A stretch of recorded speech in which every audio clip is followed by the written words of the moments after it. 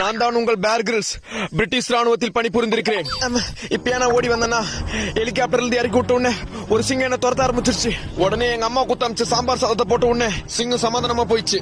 நீங்க நினைக்கலாம் சாம்பார் சாதத்தை போட்டதுக்கா சிங்கம் சமாதானம் ஆயிடுச்சுன்னு. பிகாஸ் சாம்பார் எங்க அம்மா வச்சது. கண்டிப்பா அந்த நேரத்துக்கெல்லாம் அந்த சிங்கம் செத்து போயிட்டு இருக்கோம். வாங்க போவோம். நான் இப்ப வந்திருக்கிற காட்டுல மனிதர்கள் காலடி தடமே பட்டது கிடையாது. ஏன்னா எல்லாரும் ஷூ போட்டு வந்துருவாங்க. வாங்க போவோம்.